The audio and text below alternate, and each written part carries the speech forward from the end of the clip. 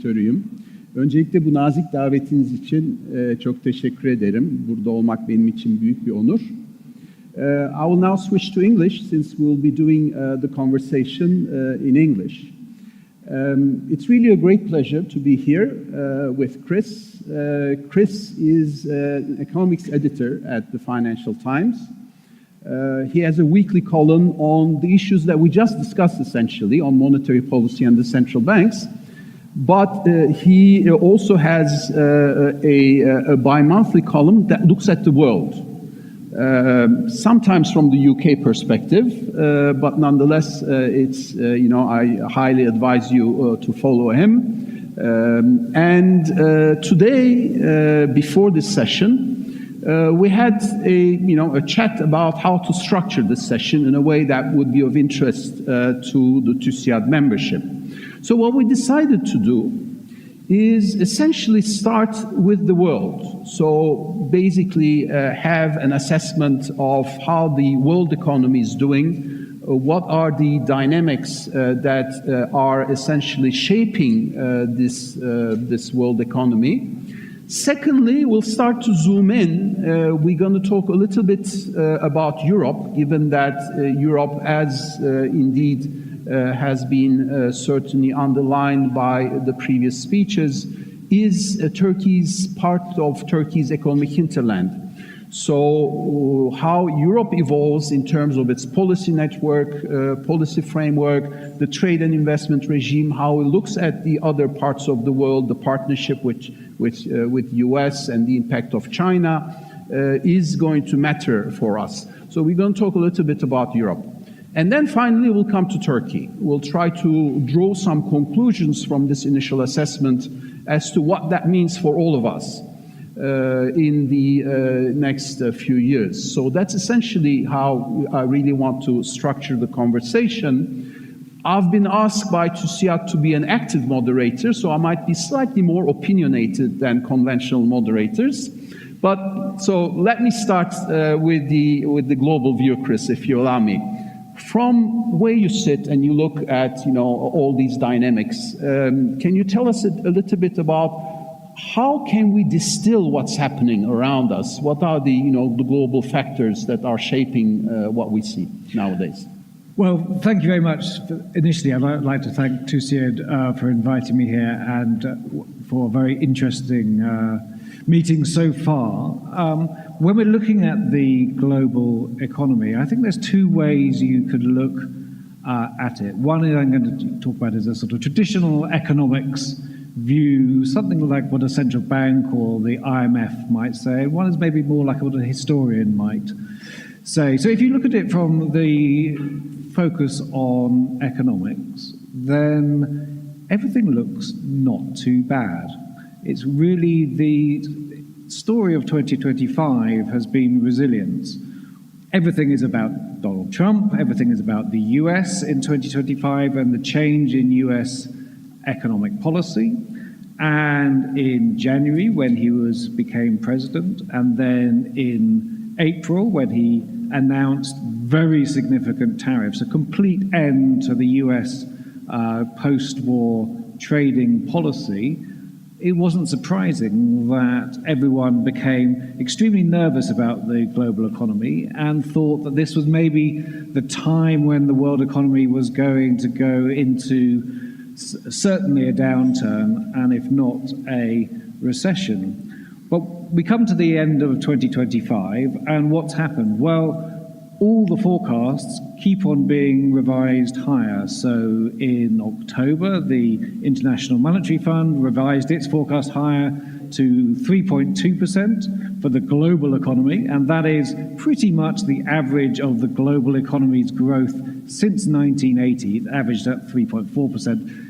Quite likely it's going to be revised higher still from 3.2 because the US economy in particular has done quite well. And this has been pretty much worldwide. It's not just the US, it's not China, it's pretty much every country has been revised up. The EU, for example, revised up from about 1.1 to 1.5%. Same with the UK, same with emerging economies around the world. And so what's been going on? Why have things turned out better than we thought?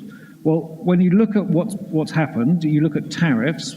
A few things have happened on tariffs which are different to, certainly to the policy announced on the 2nd of April in the Rose Garden outside the White House.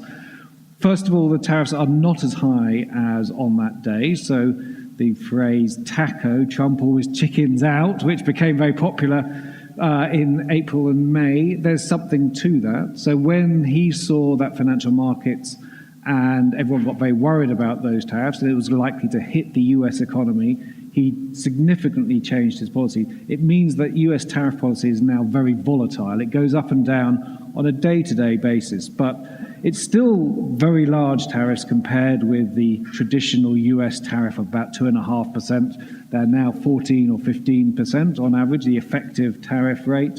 But that's very different from about 25% in April. The other thing that I think is really important in tariffs is that it hasn't spread. So US has imposed tariffs on its imports. Those are being paid by US companies mostly, not being paid by exporters. The export prices have remained pretty much constant. And then they've been sucked up within the US supply chain. And the other thing that hasn't happened is that the US imports are about 14% of global imports. So as long as it doesn't spread, that's not too large. And that's, I think, another big reason why the economy has done quite well, global economy. Also, interest rates have been coming down around the world. Because inflation, just as it is here in Turkey, inflation has been moderating, and so central banks have reduced interest rates. And at the same time, governments, even though there are big fiscal deficits, so public finances are a long way from balance around the world, those are not being tightened very much. And in the short term, at least, that makes economic performance better because we're not in an inflationary environment. So that's why things have gone better. And I think you could say the same about 2026. That was going to be my question, whether, the rather benign impact compared to what we're expecting, the first day that Trump started to announce his tariffs, will that continue forwards in 2026?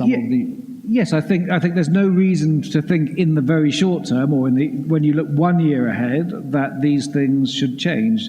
One thing about Donald Trump is he looks very closely at financial markets. The US equity market hit a high, I think, last night. He's very pleased about.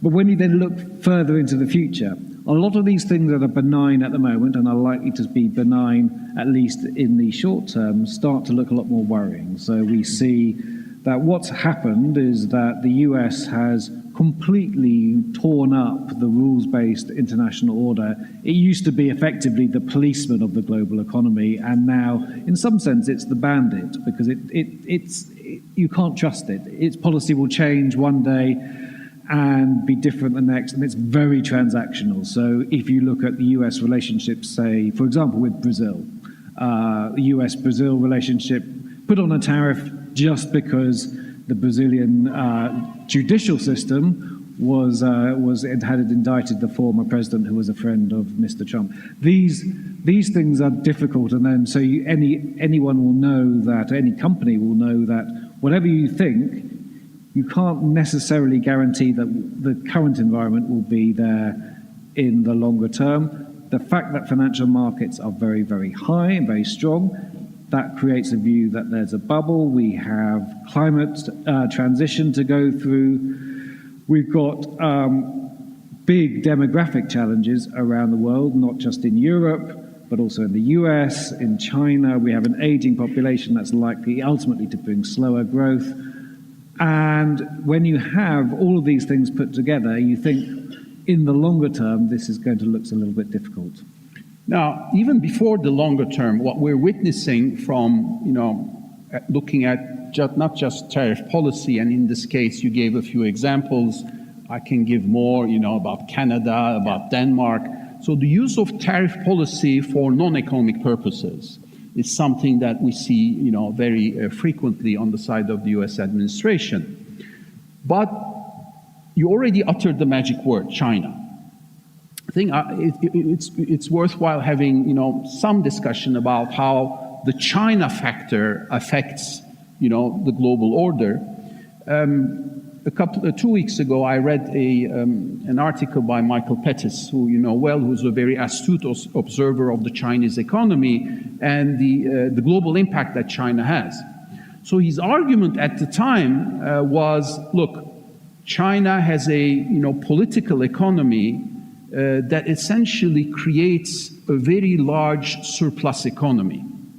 And as a result, what happens is the export of that surplus to other markets creates tension. It creates social tension, it creates dislocation in jobs, and ultimately it creates political tension. And this is what we see in Europe, this is what we see in the US, and it creates the foundations for the rise of populist movements of the radical right. So the West has to address this. Either China is going to change its political economy and starts to upgrade its consumers, change financial repression, and so on. But we don't see that happening. So ultimately, China, and as we're discussing, China reached the record number of $1 trillion of exports. I mean, that's unimaginable. The surplus. Surplus, sorry, not export, surplus.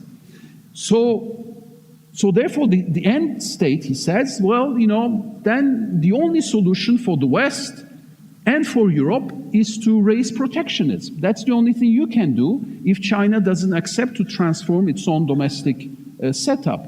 And interestingly, this is exactly the same thinking that has permeated the US national security doctrine.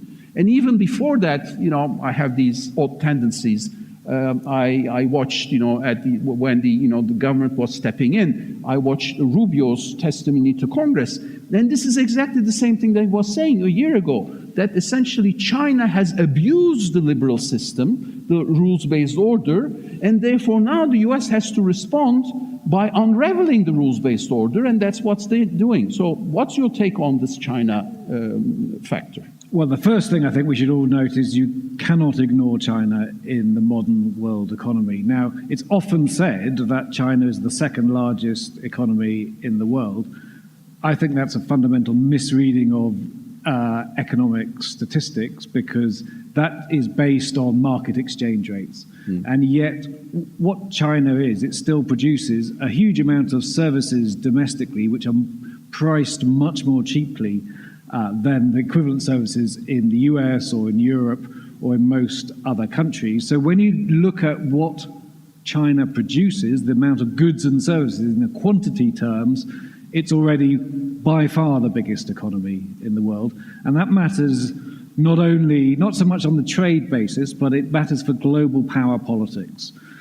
So where does the People's Liberation Army, who funds that? They don't buy that in dollars, they buy that in renminbi.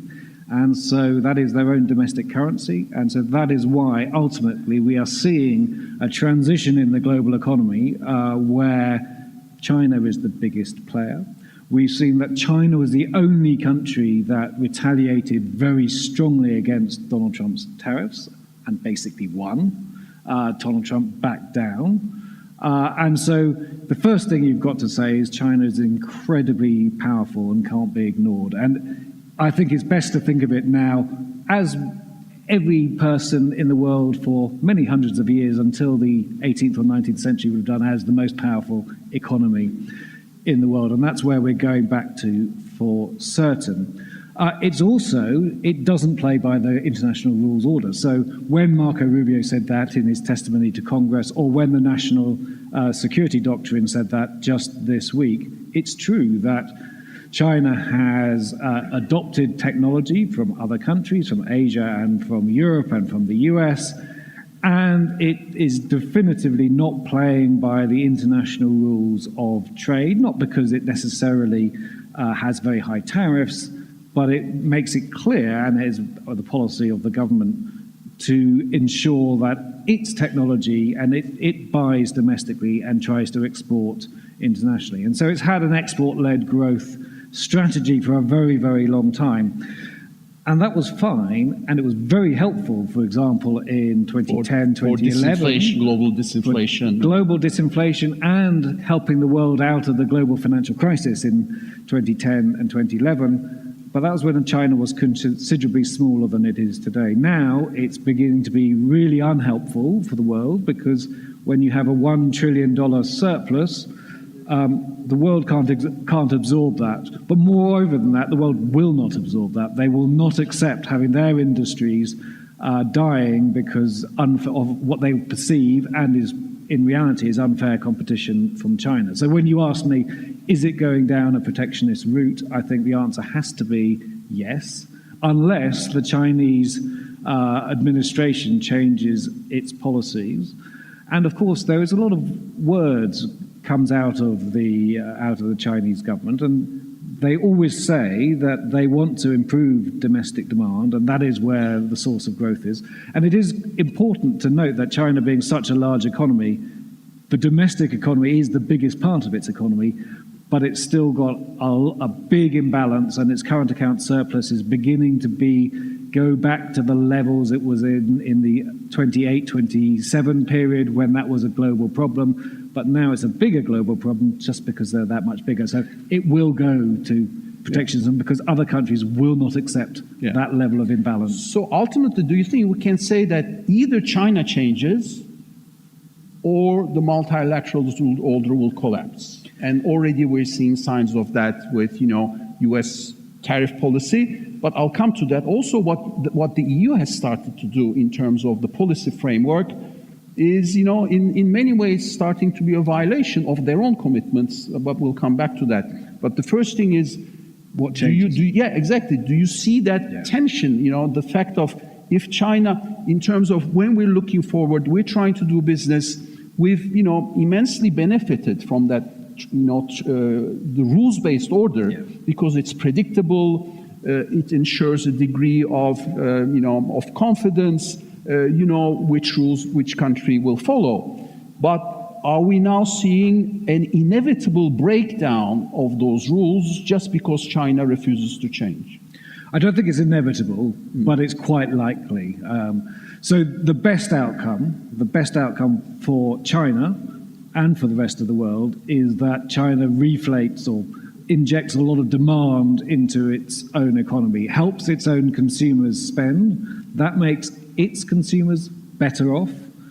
It makes the Chinese economy better off. It makes the Chinese economy more balanced.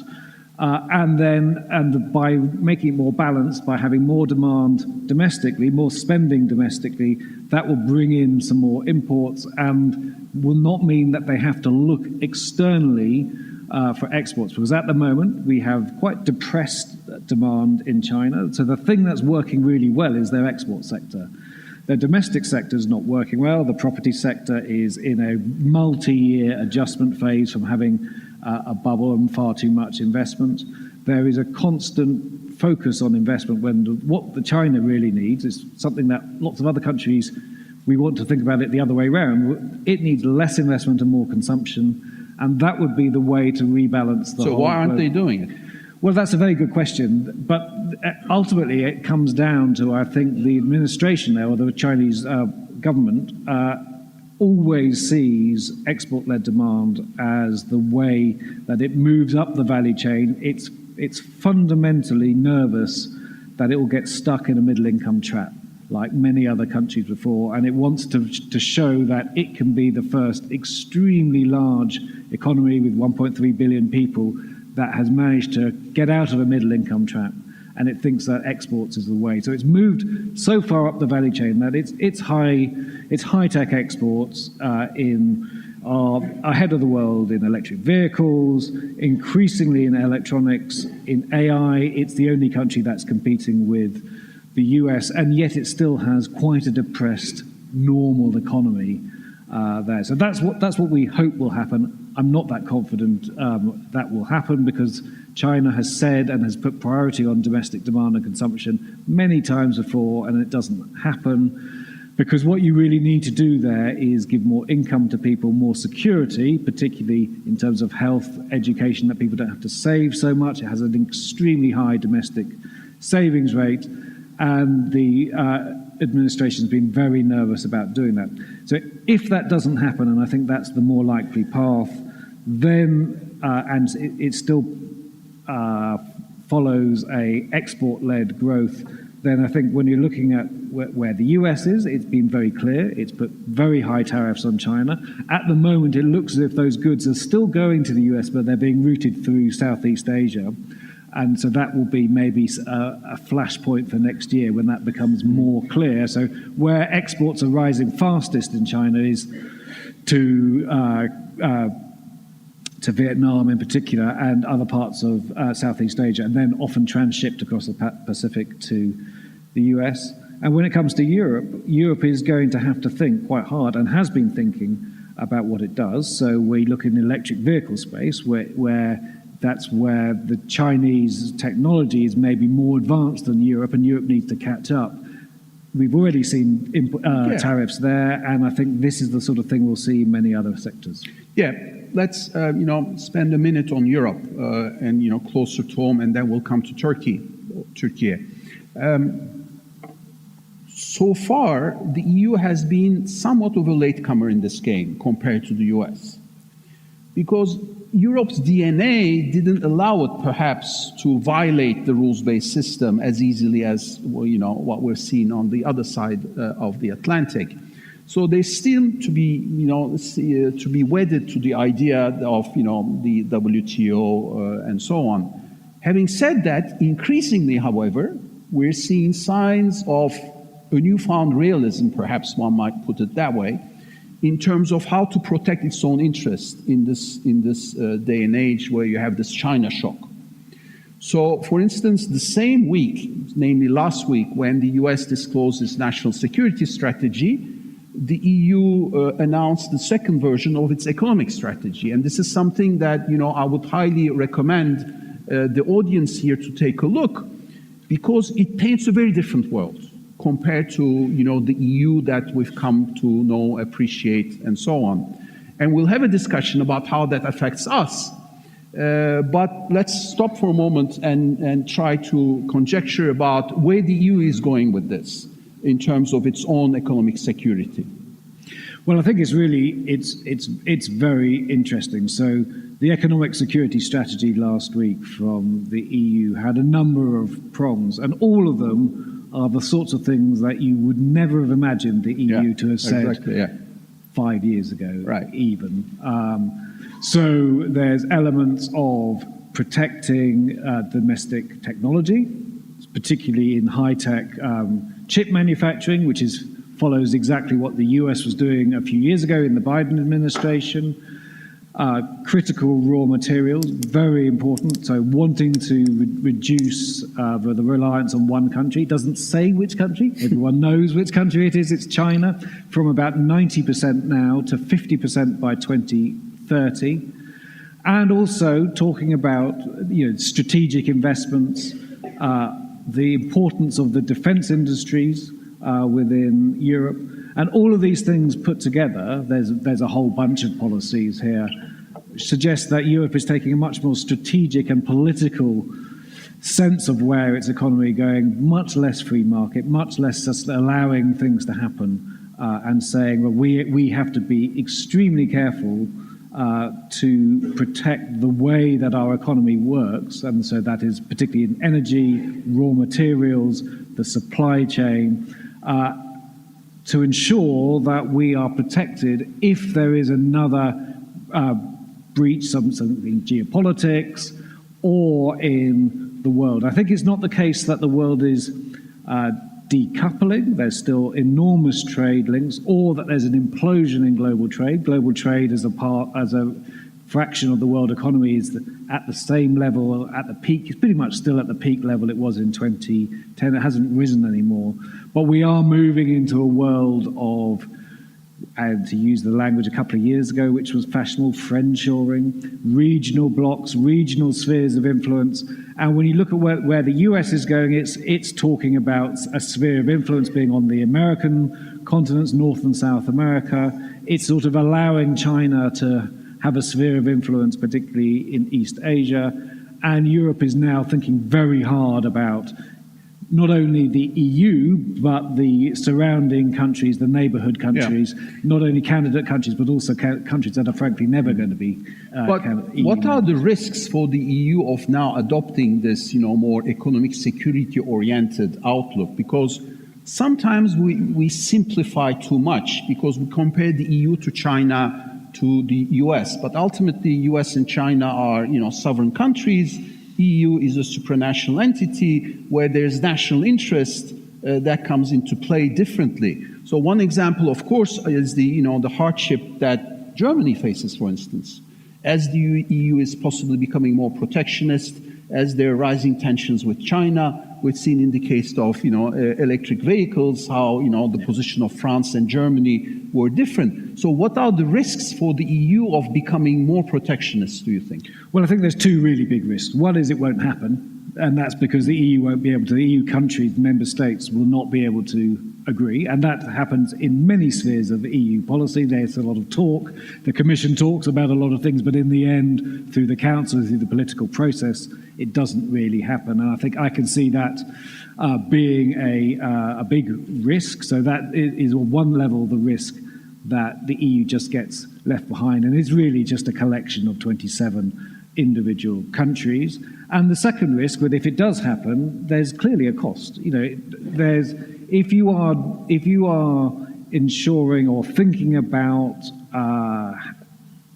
trying to diversify your supply chain, for example, from the most efficient supply chain that where you haven't had any sort of government involvement, then there's a cost to that. It's exactly the same as mitigating climate change. There's a cost to doing all these things, and the cost for Europe could be quite large because at the moment it has tended to seek the most efficient outcomes, and at the moment you say, well, we need a economic strategy and a security strategy behind everything, and we are going to try and produce, let's say there's 3 billion euros being allocated to essentially German battery production. And you can see why, from a security perspective, that's good, but it's certainly less efficient than if they just bought them from China.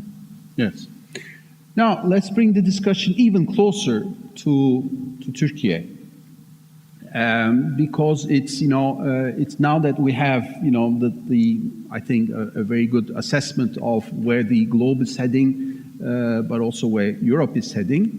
It's worthwhile to have a discussion about what that means for us here.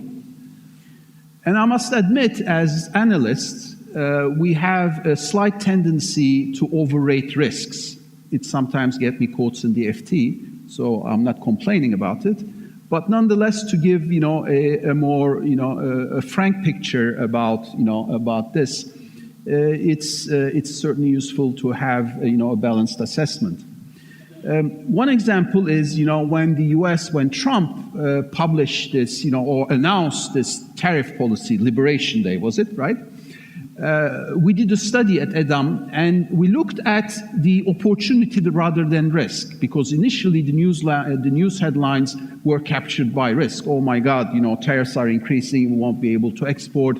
There is, the US is disassociating itself from the rest of the world, and so on. But incidentally, what we found out is that, well, to us, what matters even more than the absolute tariffs of what the US is doing is its relative impact. So if, for instance, China gets hit by a much larger tariff than Turkey, then maybe we're in a better place when we're talking about the US market. Maybe some of our industries will find it easier to export to the US if China, Vietnam, some of our competitors gets hit by higher tariffs. So ultimately, there's also an opportunity element in what we're witnessing.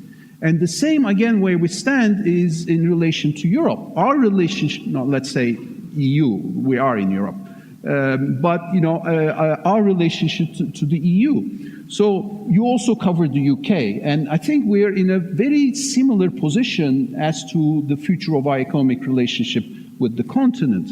So if I were to ask you, also from a UK perspective, which is obviously relevant for us, where do you see some of the opportunities of the EU turning inwards? and becoming more protectionist. Is there an angle that we can sort of benefit from? Well, I think you make a really good point about the moment there are big changes in the world, then particularly the analyst community and the news community always look at the downsides. Right. One thing that we've done at the Financial Times just this week is we have done an analysis of 3 million articles back to 1982, looking with a large language model, looking at the sentiment in each one and then weighting it by geopolitical risk. So giving articles that are on geopolitical risk more weight and other things less weight. And it's really good in that it finds every war, it finds Liberation Day as a big negative. But one of the more interesting things is over time it's got worse. Now, we are trying to work out whether that's because we've got more pessimistic in the way we write or whether the world has got a worse place. But at all times it's below zero. So it's scored as relatively pessimistic. And so we can be. And so when you ask what are the opportunities, I think that's a really important point because there are relative opportunities everywhere.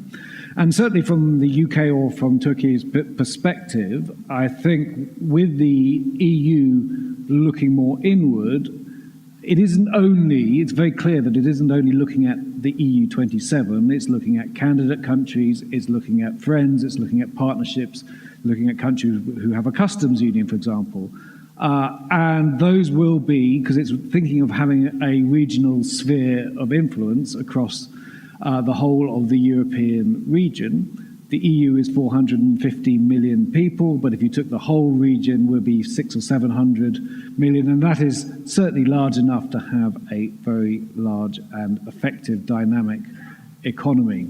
So I do think you have to look at that, and so the UK has been thinking very hard and trying to join the European Union's strategic action for Europe, SAFE, new strategy. In fact, that failed just about 2 weeks ago because it again shows you what you have to understand with the EU, that they will often extract quite a high price, and they were asking for too much money contribution for as far as the UK government was concerned. But that doesn't mean that... Let's make that clear because it's really fascinating. And because as Turkey, we're also interested in being part of SAFE. But we know the numbers for the UK. The negotiations with the UK started with 7 billion euros, the Commission asking for 7 billion euros. And the offer on the UK side was 60 million. 70, yeah, yes. Exactly. 70 million. That's how they started the negotiations. Now, the negotiations ultimately failed because the final offer on the EU side was 2 billion and the UK offer was 200 million. Yeah. So that's 10 times different. 10 times bigger. But interestingly, Canada succeeded. Canada committed to SAFE, and they're going to pay $6 billion to be in SAFE. So it's no peanuts. Yeah, anyway, and you know that is it's an important and difficult calculation that governments need to make. I think part of the reason it failed in the UK is that the European question is still intensely difficult and intensely polarizing within the UK population. So committing $2 billion or 2 billion euros to the EU, even if that was economically worthwhile, might have been just seen to be a sum that was too high. But I think when we're looking at Turkey, then there is SAFE, but there's also Resource EU, which is also where the EU very much wants to have a strategic look at particularly critical raw materials, rare earths, and those sorts of things, to have a strategic stockpile, even to be much more like the US in that sense with its petroleum and oil stockpile, because it doesn't want to get into the situation where it's so dependent on China. So it wants to reduce its dependency from 90-odd% to 50, but it also wants to ensure in future that it doesn't get into a 2022 situation where it didn't have sufficient gas reserves, it didn't have an ability to move gas consumption from Russia to the US or Qatar, and so it saw gas prices rise tenfold in a few months in 2022, creating a cost of living crisis for the whole of the European continent. And so it's thinking very strategically, particularly about raw materials, and that is where I think there's obviously some scope for Turkey as well. Well, I think when I look at developments on our side, indeed there is some of the talking points of our government officials are starting to reflect this new reality. Namely, the fact that the discussion has shifted towards an agenda of economic security, from our perspective, gives us, a new window to re-engage with the EU. Our relationship, as you know, has been quite dormant. But maybe we can rejuvenate this relationship, if not on the accession side. Hopefully we can one day. But right now, the conditions are not there for that rejuvenation. But at least on the economic side. So we are starting to look much more carefully at what is happening within the EU. For instance, this Made in Europe initiative, which might affect us as well, like the UK, because we're not in the EU. So depending on how Made in Europe will be defined, whether it will be actually made in EU or really made in Europe, that really matters for our industry that's been on the exporting side to the EU. But ultimately, whether we as a country and as the business community can position ourselves as the real, genuine economic partner for the EU in its bid for higher economic security, would, we believe, give us leverage. Now, how is that discussion in the UK? Is there such a, how do you frame this, given what you've explained, the trouble with the international system, whether, is the UK feeling the pressure to take sides or not? Yes, it is, and it's interesting because the idea the UK had when it left the EU was it could just be a free agent, exactly, roaming the world. Right. It could just do a trade deal with India, one with the US, one with it's joined the TPP, the Trans-Pacific Partnership. So for no obvious reasons. But it's now beginning to dawn on the UK. There's some bad statistics, economic statistics out again this morning, that maybe it does have to take sides. And in the current government, which will be in power till 2029, it's got a very large majority in Parliament, there is now voices are being raised thinking of going down the Turkish route and joining the customs union or trying to join the customs union. Often politicians, I think, are a little bit naive about how easy that is. They sort of say, "Oh, we could just join," but I think we should have learnt from leaving the EU how much negotiation this is. The EU is a very tough negotiator. At the moment, our current trade agreement with the EU suits the EU rather well, in fact. So we have to think quite hard about what we're offering the EU. And then domestically, we still have this huge polarization about relationships with Europe. And the most popular political party at the moment is a party called Reform UK, led by Nigel Farage, who was also the main politician who took the UK out of Europe. And so things are very difficult. But I think it's unlikely we will join the customs union, certainly in the next couple of years. I think there is a huge... Do you think that would make sense, though?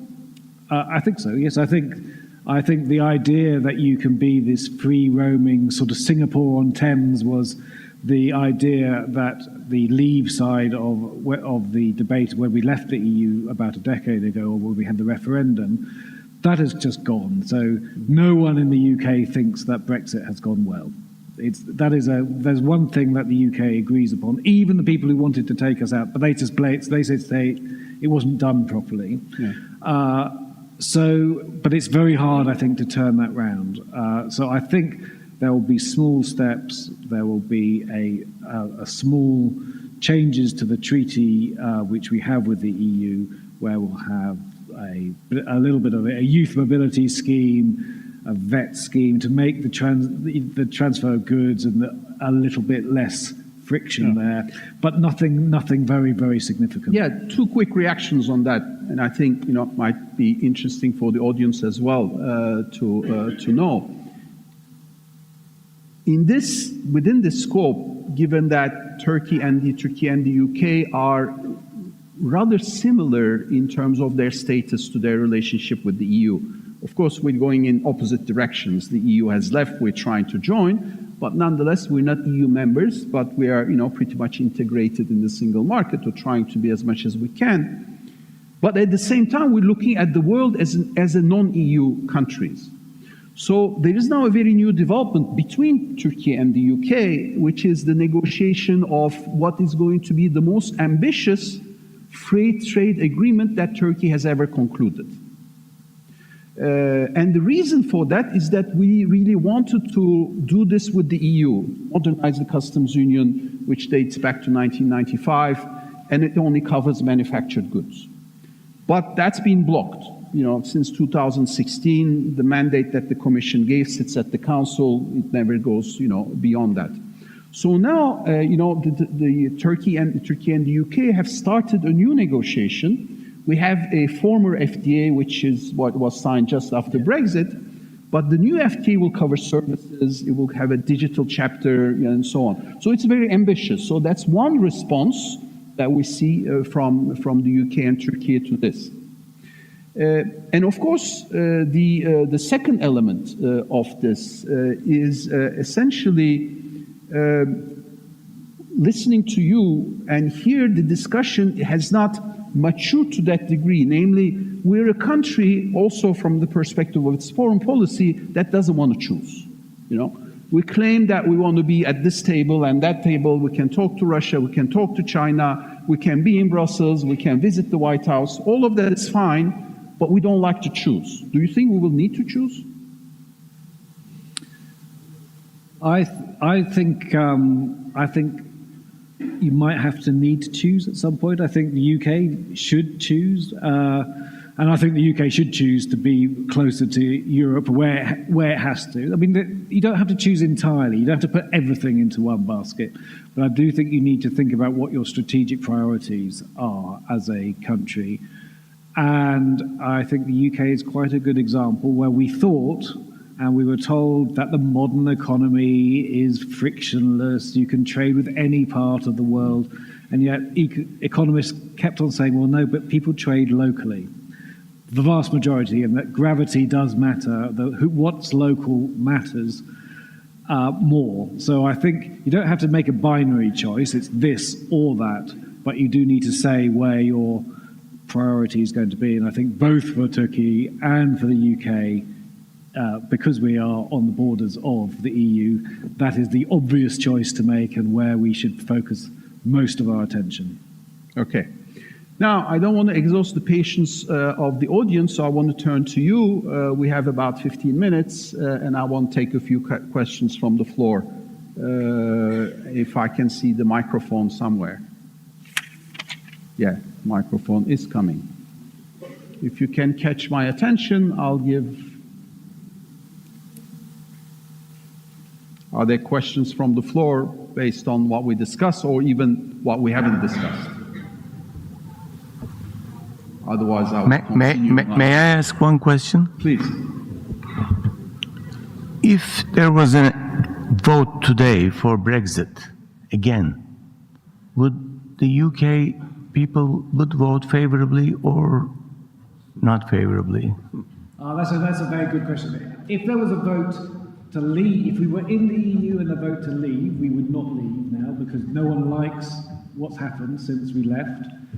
If there was a vote to rejoin, I think that's probably different because we would have to know the terms and what we were rejoining, and we had a very favourable deal. The UK had a very good deal, and we wouldn't get that again. And the moment that it was clear that we wouldn't get that again, I'm not sure the UK would rejoin. So it's the UK likes to be angry about its position. So it didn't like being in the EU, doesn't like being out of the EU, and it thinks that there must be some perfect deal that's on the table, but that's not on the table.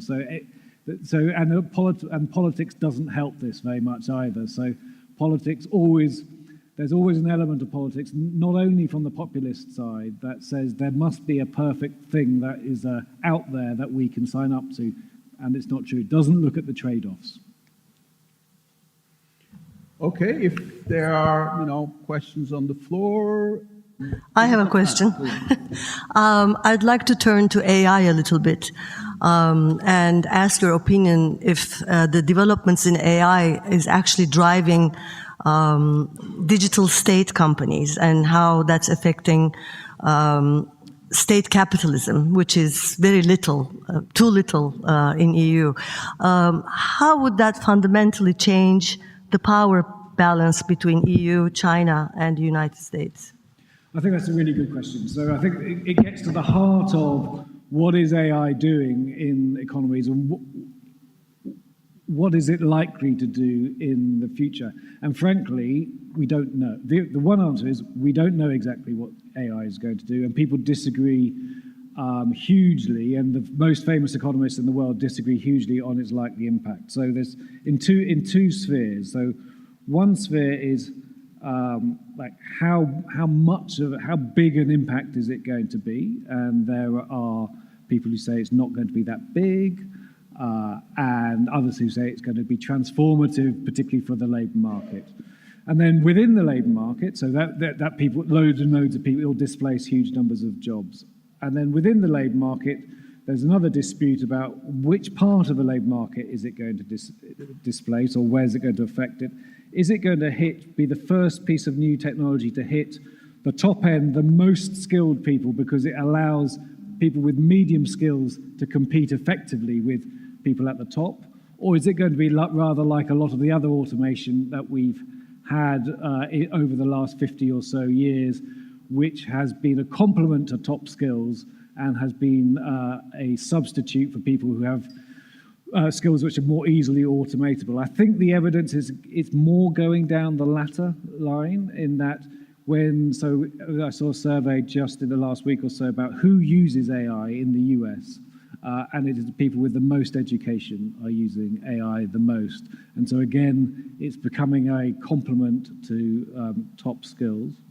What's happening so far in global economies is that in the US and China, there is an enormous, in some sense, a mini boom happening in AI, but it's not in the use of AI, it's in the production of both the technology and the data centers so that it can operate. So in the US, it's all about the investment in data centers. That's what's powering the US economy forward, likely to mean that the US economy does much better, but it's not yet necessarily in the use of AI. So when it comes to Europe, we have to accept that we are well behind on the technology of AI.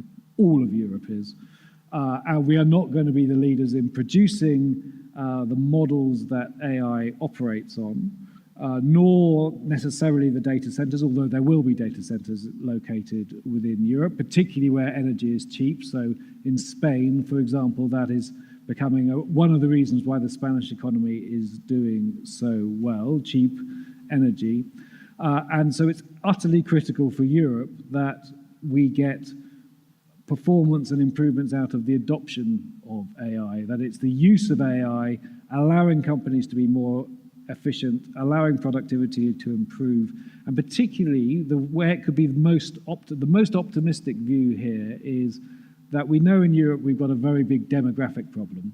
So we have a rapidly aging societies. Some of it is going in quite well, so people are working longer, which is what one response you need to rapidly aging society, although France being a very notable exception to that. But that is, across Europe, that is happening. But equally, you need to have a huge focus on productivity enhancing technology. And if AI can be the next general purpose technology, then that will help us enormously with quite a difficult transition to a more elderly population without so many young and dynamic people, and it could really help with that. So I'm reasonably optimistic about the adoption of AI. I don't think it's going to be something that happens immediately. It's the production of AI right at the moment, which is powering China and the US, which Europe is not participating in. But over the longer term, in the next decade or so, I think we could have a better outcome, which feels more as if we're part of the whole upgrading of technology and productivity worldwide. John?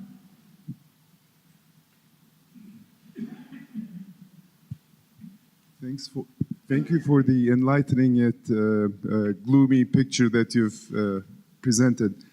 If we were to think about the best case scenario for Europe and for the UK, how would you see the 10 years, the next 10 years unfolding? And if you were in charge of, let's say, EU, UK, or Turkey, what would be the top three policy decisions that you would make to get to that positive scenario? Thank you. That's a good question. If I was in charge, I think the top three policies, I think definitively security, and I mean defence security, for the EU is both very important for the ultimate existence. It's an existential question for Europe, I think, at the moment. So that needs to be prioritised. So all of the work on making sure that Europe is seen to be and takes charge of its own future and is no longer so reliant on the US. So that's number one, I think. And that also has important positive spillovers from the defence industries to the rest of the EU. I think the climate transition, number two, even if the rest of the world, even if the US might not be taking part, I think it is an area where Europe is at the technology frontier and has significant advantages. So that would be number two. And number three, I think, would be to make sure that in some sense you persuade the European populations that having healthier, longer working lives is important for the whole economy. It's not as bad or difficult as it seems, because one of the things that if we go back 25 years to the turn of the century, there was all sorts of reports saying the European workforce would be shrinking very rapidly by now. We would have aging populations and the number of people in work would be falling rapidly. None of that's happened, and that is because there has been success in particularly getting women into work and in cutting unemployment, improving participation. Europe has gone a lot further, and the key area where it needs to work on there is among older people. So ensuring that work is still attractive to older people because we are living longer and healthier longer lives, that is a really good news story. It's not talked about enough, and we need to make further progress with that.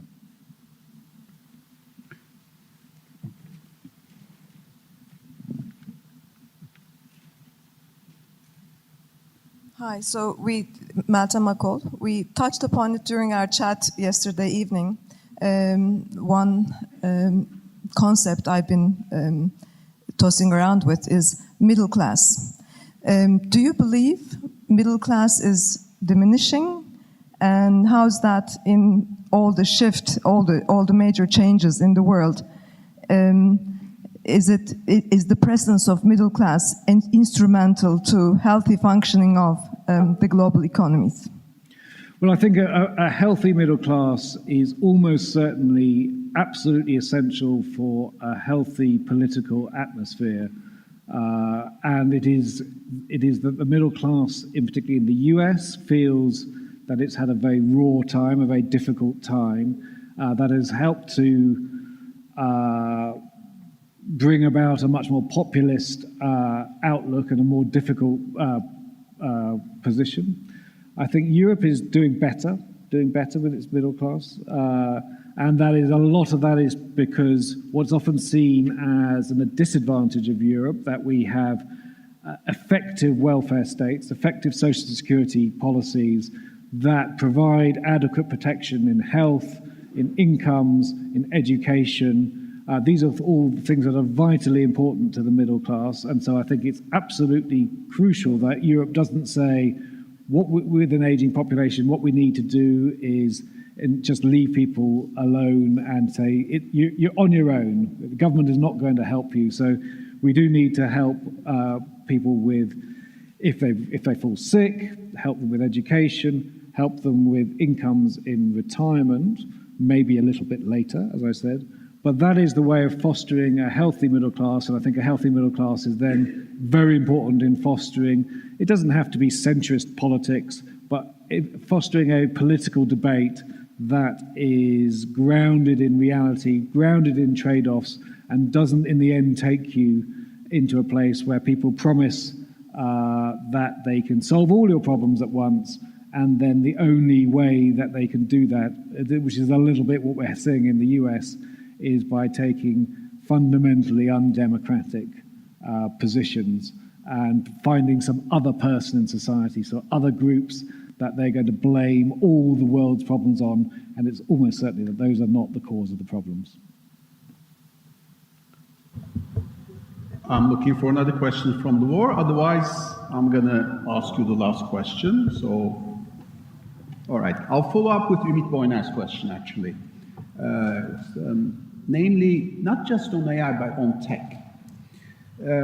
For long, Turkey has essentially taken the EU as a reference point for its legislation. That was the case because we're an accession country. We still are, but there are problems. So that impact, that link has severely weakened, but it still exists. So the application of that to tech has been that we are, as we're modernizing our legislation that's affecting tech industries, we're also looking at what the EU does. So, we still don't have a AI Act, for instance, but we're developing an AI Act and we're looking at the EU AI Act. On the regulation of platforms, we're looking to adopt a similar legislation as the Digital Markets Act and the Digital Services Act. But then the US enters the game. And then we're now trying to understand whether it's good for us to adopt the EU legislation or not. Now that we have a US that's so passionate about tech legislation and is starting to push back against the EU legislation. And therefore, all of these processes in Turkey have stalled because policymakers are trying to understand what happens if we indeed adopt a tech legislation that is akin to the EU legislation. How is that viewed in the UK? What is the UK doing on this? Is it likely to follow the EU path or something that is totally yerli and milli, as they would say in here, very domestically ingrained? What's the EU solution to this? Well, I think what's the UK solution to this?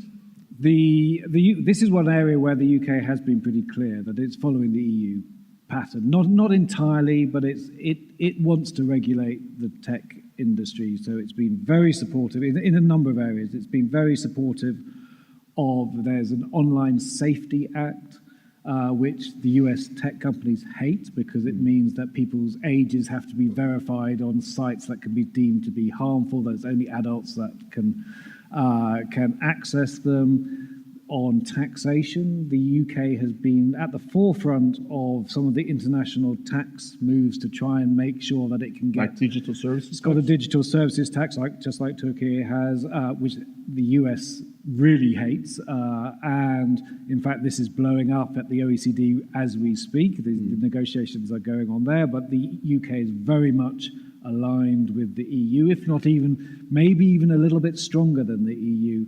And on the regulation of tech companies, it's been the UK's position that there needs to be adequate competition, and there have almost certainly been abuses of competition, particularly in advertising and other areas. So this is one area where the UK, in many areas, particularly this year, the UK has been tried to be the first person to agree with Donald Trump and the first country that had a trade deal and would do anything to be in that position. On tech, it's actually stuck pretty much to the view that actually for domestic safety, it needs to be able to regulate the tech industry. Great. All right, so this is the part where I will ask you to thank Chris for being